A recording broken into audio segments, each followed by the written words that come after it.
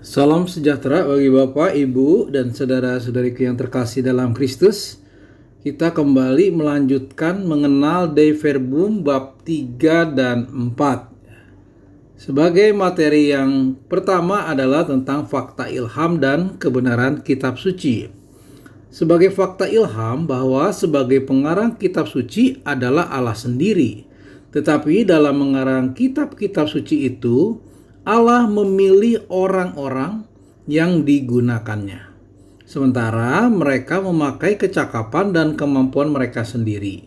Supaya sementara Allah berkarya dalam dan melalui mereka, semua itu dan hanya itu yang dikehendakinya sendiri dituliskan oleh mereka sebagai pengarang yang sungguh-sungguh. Oleh sebab itu, segala sesuatu yang dinyatakan oleh para pengarang yang ilhami atau hagiograf atau sebagai penulis suci harus dipandang sebagai pernyataan Roh Kudus.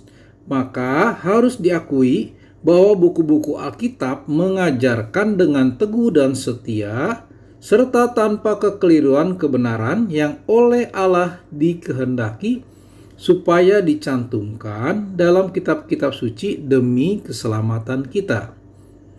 Oleh karena itu, seluruh Alkitab diilhami oleh Allah dan berguna untuk mengajar, meyakinkan, menegur, dan mendidik dalam kebenaran, supaya manusia atau hamba Allah menjadi sempurna, siap sedia bagi segala pekerjaan yang baik. Untuk selanjutnya, bagaimana kitab suci harus ditafsirkan?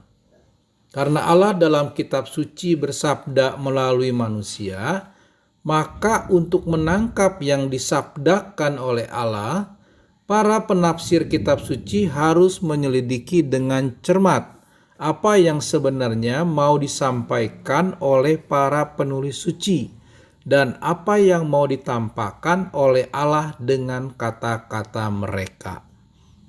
Hal pertama yang diperhatikan adalah jenis-jenis sastra. Selanjutnya, penafsiran harus mencari arti yang hendak diungkapkan oleh pengarang suci dalam keadaan tertentu sesuai dengan situasi zamannya dan kebudayaannya melalui jenis-jenis sastra. Selanjutnya, karena diilhami oleh Roh Kudus, maka untuk menggali dengan tepat arti nas-nas suci, perhatian yang sama besarnya harus diberikan kepada isi dan kesatuan seluruh Alkitab dengan mengindahkan tradisi hidup seluruh gereja serta analogi iman. Merupakan kewajiban bagi para ahli kitab suci untuk berusaha menurut norma-norma itu untuk semakin mendalami, memahami, dan menerangkan arti kitab suci. Dan hasil penyelidikan disepakati berdasarkan keputusan gereja yang menunaikan tugas serta pelayanan memelihara dan menafsirkan sabda Allah. Kita lanjut ke bagian 3, turunnya Allah. Jadi dalam kitab suci, sementara kebenaran dan kesucian Allah tetap dipertahankan, nampaklah turunnya kebijaksanaan yang menakjubkan, supaya kita mengenal kebaikan Allah yang tak terperikan dan betapa Ia melunakkan bahasanya dengan memperhatikan serta mengindahkan kodrat kita. Sebab sabda Allah yang diungkapkan dalam bahasa manusia telah menyerupai pembicaraan manusiawi seperti dulu sabda Bapa yang kekal dengan mengenakan daging kelemahan manusia telah menjadi serupa dengan manusia. Kita masuk dalam bab 4, Perjanjian Lama. Dalam Perjanjian Lama terdiri yang pertama adalah sejarah keselamatan dalam kitab-kitab Perjanjian Lama. Allah yang Maha Kasih dengan penuh perhatian merencanakan dan menyiapkan keselamatan segenap umat manusia dengan memilih bagi dirinya suatu bangsa untuk diserahi janji-janjinya. Sebab setelah mengadakan perjanjian dengan Abraham dan dengan bangsa Israel melalui Musa, dengan sabda maupun karyanya, ia mewahyukan diri kepada umat yang diperolehnya sebagai satu-satunya Allah yang benar dan hidup sedemikian rupa, sehingga Israel mengalami Allah bergaul dengan manusia. Dan ketika Allah bersabda melalui para nabi, Israel semakin mendalam dan terang memahami itu, dan semakin meluas menunjukkannya di antara para bangsa.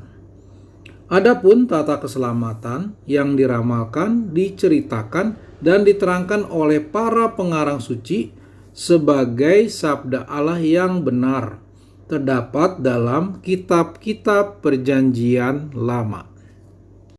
Kita lanjut dalam bagian 2, arti Perjanjian Lama untuk umat Kristiani.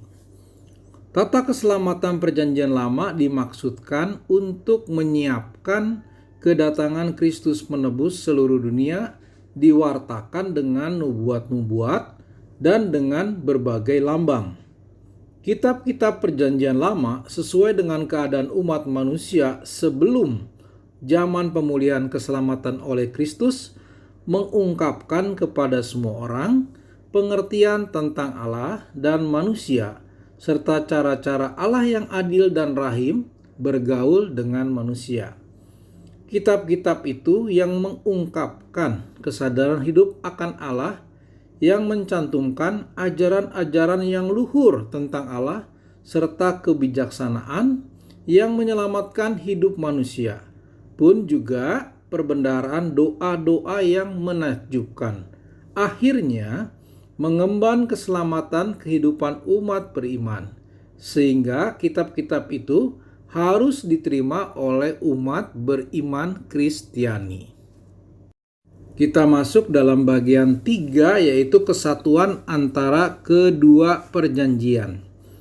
Allah sebagai pengilham dan pengarang kitab-kitab Perjanjian Lama maupun Baru, dalam kebijaksanaannya mengatur kitab suci sedemikian rupa, sehingga Perjanjian Baru tersembunyi dalam Perjanjian Lama dan Perjanjian Lama terbuka dalam Perjanjian Baru.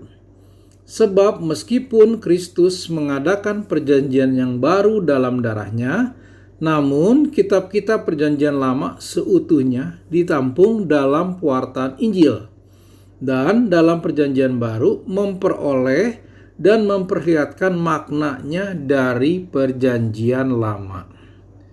Demikianlah Bapak, Ibu, dan saudara-saudariku yang terkasih dalam Kristus. Dei Verbum bagian 3 dan 4 sudah selesai. Semoga materi ini bermanfaat bagi Bapak, Ibu, dan saudara-saudariku. Terima kasih. Tuhan Yesus memberkati kita semua. Amin.